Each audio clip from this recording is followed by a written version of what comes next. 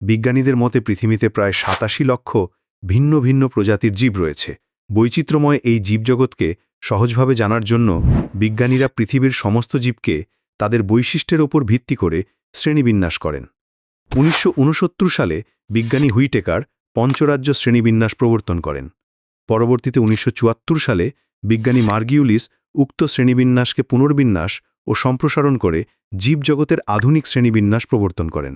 আধুনিক শ্রেণীবিন্যাস অনুযায়ী সমগ্র জীবজগৎকে আদিকোষী জীব ও প্রকৃতকোষী জীব দুইটি প্রাথমিক ভাগে ভাগ করে মোনেরা, প্রোটিস্টা, ফাঞ্জাই, প্লান্টি ও অ্যানিমেলিয়া ৫টি রাজ্যে ভাগ করা হয়েছে।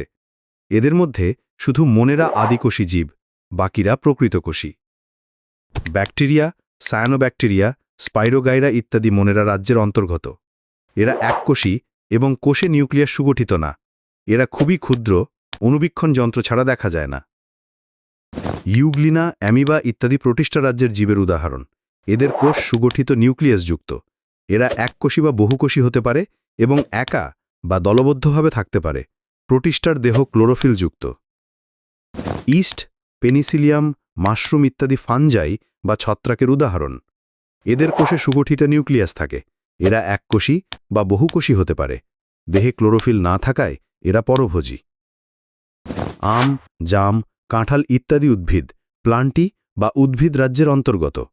এদের দেহ অসংখ্য কোষ দিয়ে গঠিত, কোষপ্রাচীর সেলুলোজ দ্বারা নির্মিত এবং কোষে সুগঠিত নিউক্লিয়াস ও কোষগহ্বর থাকে।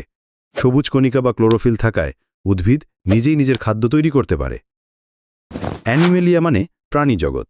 এদের সেলুলোজ নির্মিত কোষপ্রাচীর থাকে না, কোষে প্লাস্টিড থাকে না, তাই খাদ্যের জন্য এরা প্রত্যক্ষ বা পরোক্ষভাবে উদ্ভিদের ওপর নির্ভরশীল।